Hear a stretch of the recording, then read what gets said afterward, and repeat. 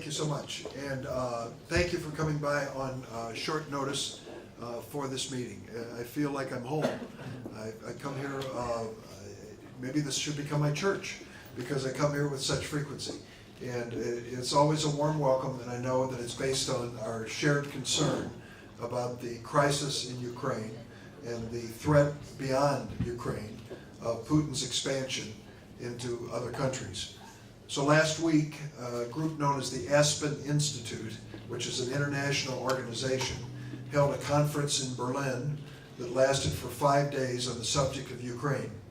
It was one of the largest attendance we've ever seen of members of Congress. There were 15 members of Congress who attended this conference for 5 days. There were 6 senators and 9 House members from all over the United States, both political parties. And we were given briefings there and information about the situation in Ukraine. Participating in this were Russians, who, some living in Moscow and other places, part of our dialogue about what has been occurring. So it was a very lively exchange, as they say, between us in terms of what has been happening. One of the members of the Bundestag in Germany came to speak to us one day about the issue of Ukraine and mentioned that Prime Minister Yatsenyuk was going to be in Berlin the next day. So our office contacted him, and he came and spoke to this conference, which was not on the original schedule, but it was the best we could do, because here was a man in leadership who knew what was happening immediately and on the ground in Ukraine. And you know, because you follow it every single day, we are now in this Minsk ceasefire, which is nominally in place, which is designed to stop the killing.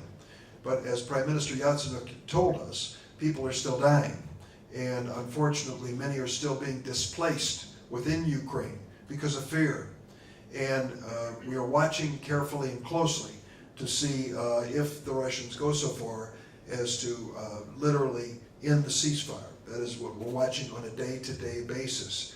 But the Prime Minister was very clear that he's hoping that the ceasefire will hold.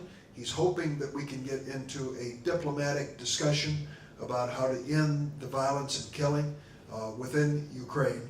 But he's still very wary, very concerned. And what he's looking for is support from the West. I believe, and you've had visitors from the Republican side, Senator McCain, Senator Kirk, that share this belief, that we as the United States should be prepared to provide the Ukrainians with the equipment and weaponry that they need to defend themselves. And that we can give them a number of different things which will help them save their lives and stop the advance of the Russians. The decision has not been made to do that. We are preparing to do that. And I think the time is drawing near. If the ceasefire shows any indication of falling apart, any more of an indication of falling apart, then I think we should go forward. Now, the Chicago Council on Foreign Relations had a meeting within the last several months and made a list of the top weapons and pieces of equipment that the Ukrainians were requesting from the United States. It's interestingly enough, 6 out of the 7 systems are defensive systems. They are systems that can track, for example, when a rocket or missile is fired from the Russian side. I'm calling it the Russian side. I don't call it the rebel side. From the Russian side, if it's fired from the Russian side, the Ukrainians would be able to trace it back to its source so that they can fire back in response and actually strike the source of that firing. Right now, they don't have that precision. And as a result, innocent people are endangered when they fire back. So they are trying to be more specific in terms of getting that information.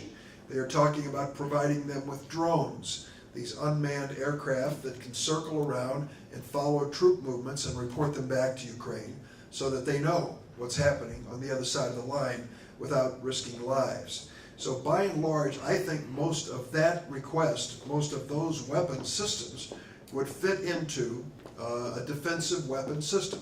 So I don't think we have to wait. I think we ought to be providing the defensive weapons now. And before we take the step into the lethal weapons, we wait for the first indication that this ceasefire is going to fall apart and get Ukraine ready to go. I think it is in a very dangerous state at this moment, and I'm hopeful the ceasefire will hold, the Minsk ceasefire will hold, but if it does not, we need to be prepared to act. I've been meeting with ambassadors from Ukraine as well as from Russia, with the foreign minister from Germany. I've talked to many of the Germans and others who are engaged, particularly with Angela Merkel, in trying to make this ceasefire work. She is playing a critical role in this. She is the one who's bringing Putin together with Europe in an effort to establish a ceasefire. And basically what they have said is, let us pursue this as far and as long as we can to try to end the violence in Ukraine. I am not as optimistic as some that this is going to work. As you all know, I've said it to you many times, my family heritage is from the Baltics, and we are very skeptical of Moscow and Putin and what his goals are. And I might add that at our conference in Berlin, we also had representatives of Latvia in attendance there, who were talking about their concerns. Our fear is that Putin, once getting a foothold in Ukraine, is going to move into other countries. Moldova is another easy target for him if he wishes to strike. And then the question is, would he go into a NATO country, which would of course trigger, under the treaty, a requirement that all other NATO nations come to the defense of a Baltic state, of Poland, of some other country that he might threaten. I hope it never reaches that point. I don't want it to reach that point. But I don't have confidence that Putin is going to stop where he is today. The situation in Russia as we know it is serious on an economic basis. They are paying a heavy price from sanctions and the decline in the price of oil that has made their revenues go down. So they are facing economic problems today that are being felt by the people. Having said that, the polling in Russia, if it is to be believed, suggests that the Russian people still strongly support Putin. They are buying his arguments that this is a way Russia has to stand up to the West and not continually be kicked around and assert themselves by reclaiming Crimea, by invading Ukraine, and by these other actions. So I think it's a very mixed situation in Russia as to whether there's any domestic pressure that is going to result in Putin making any serious changes. That is how we left it. Now, what I'm going to do is join with my colleagues in making a formal request to the White House of these weapons systems, the defensive systems, which were recommended by the Chicago Council on Foreign Relations. I don't know if any of you have that publication, but if you don't, we can get that for you. Have you seen that one? We have it. You have it? So you know the weapons systems that they're talking about. So we are in a process when we return next week making a formal request to move those weapons systems forward. So that is my report to you at this moment. I'll be happy to answer any of your questions. Or Since I'm here, I will ask a question. First of all, thank you for coming to give us this briefing. And we know that we have a friend of Ukraine and the Ukrainian community in Washington. And your role as co-chairman of the Senate Ukrainian caucus has tremendous importance for us. My question is the following. We realize that Putin's plan for Ukraine is not only an annexation of Ukraine, but it is to destabilize all of Europe and threaten the security of the entire region, and also to threaten the leadership of the United States in the world. We know that members of Congress realize this, that the State Department realizes. But my question is twofold. Does the White House realize that, and what do you think is the policy of the White House in the next steps toward Ukraine? And what can the Ukrainian American community do to encourage the White House even more to send not only military aid, but also economic aid and aid to build a civil society? the dilemma we face is that the sanctions which we are imposing are sanctions imposed not just by the United States. but by the European Union and other countries. And the European Union does so much more business with Russia than the United States. So when they impose sanctions from the European Union, it has a more direct impact on the economy of Russia. What we're trying to do is to keep those countries that are joining us in the sanctions on board with us. And so Angela Merkel is the leader, the spokesperson for this coalition that supports our sanctions against Russia. And she has said, I want to have an opportunity to try this ceasefire, to see if this will work, rather than any military confrontation. And that's where we are today. So I believe our White House is holding back to see if this ceasefire works, to give Merkel her chance. If it fails, particularly I believe if it fails, it'll be on the Russian side. If it fails, then we can make the argument to Merkel and the other members of the coalition that now we have to do more to protect Ukraine from further encroachment. My fear is that if the Russians decide to stop this charade, this game, and to just flat out invade Ukraine with Russian forces rather than stripping off their uniforms and things they've done in the past, that if they put the full force of their military into Ukraine, they could overwhelm the Ukrainian Defense Force very quickly and be in Kyiv in short order. So there's a timing issue that worries me about this ceasefire, that if Putin breaks out of it, that he may be able to advance very quickly. That's my concern. Yes. I have a quick question regarding the ceasefire. At which point will you consider it to be breached? Because there's breaches that go on daily, including even the Russian side that don't communicate well with the OSCE and don't really get to do what they're supposed to be doing. At which point do you say, okay, the ceasefire is broken? Well, that's a very important question, because we know that no sooner was the ceasefire announced than there was advance by the Russians into Debaltseve. Is that right? Am I pronouncing it correctly? Yes. And now they're threatening Mariupol. And if we see advance into Mariupol, I think that is clearly a deal breaker. That to me says it's over, you know, and we have to move very quickly to stop their advance beyond that. Maybe others would have other standards they would use, but just following it in the news, that seems to me to be a key element. We see that he's amassing troops now near Kharkiv, and over 60,000 troops amassing. So we feel like this Minsk agreement, which we also believe won't hold very long, is giving him the time to build up and to make ready for a full invasion. So is that something the White House is watching? I can assure you we are. We've been monitoring this from the early days when they were seizing Crimea. We have satellites, observation aircraft, and other sources of information. And we watched as they were massing in Belarus, near the border, these Russian assets that appeared to be ready for a full-scale invasion beyond Crimea. I don't know if he's doing that to say to the West, if you try to stop us here, we'll take the whole country, or try to take the whole country.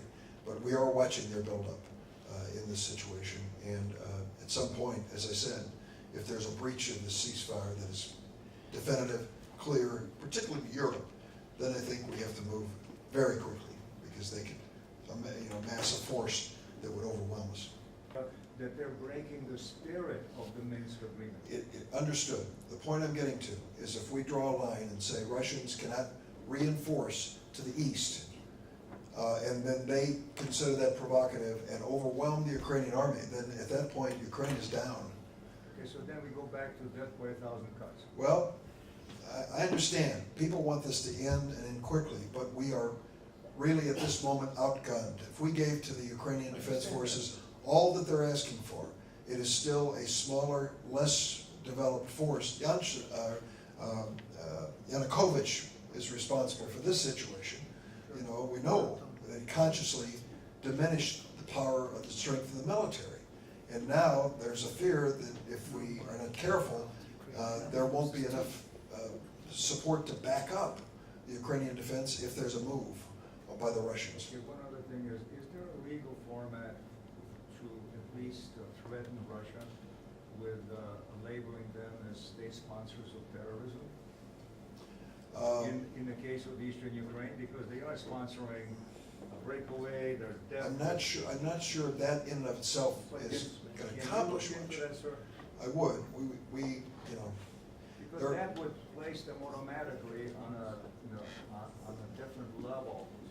but here's the irony of this situation, or at least the dilemma that we face. We were seated last week in Switzerland at the negotiating table, P5+1. England, France, Germany, United States, European Union, China, and Russia. We're seated across the table from Iran. Iran, state sponsor of terrorism. We are negotiating to try to stop them from developing a nuclear weapon. The Russians have joined us in the sanctions against Iran. So the world is, you know, this isn't, sometimes there's no clarity. The clarity I see here is the invasion of Ukraine. And what I said to the Russians at this conference over and over again, Ukraine didn't invade Russia, Russia invaded Ukraine.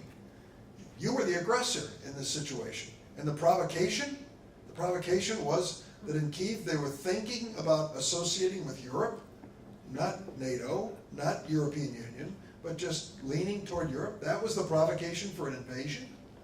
And so I think that they're in a very weak position there. I don't know the state-sponsored terrorism would make people think anything less of them. We already think pretty lowly. Yes, sir. Walter Tun with Selfreliance, Ukrainian American Federal Credit Union, and our 21,000 members. I have a question for you. In case of a complete invasion or invasion of, say, the eastern part of Ukraine, what is the most likely response that the West and the EU would have to that? And do the Russians know it? What that might be? That is a good question, and I'd be afraid to hazard a guess as to what would happen next.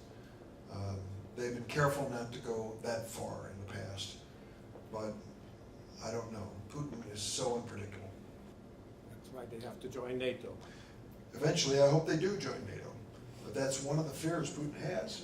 That's what's, you know, he's thinking that may happen. Senator. Yes. But it's to follow up on Walter's question, and your answer saying that there is no treaty. What there is a moral authority of an existential question, not only for Ukraine, but its neighbors. And then I think all bets are off, and something has to happen that would be decisive. And as a follow-up to that, what is your time frame? Let's say Putin does provoke the United States into some action. What is the time frame that we have in order to react?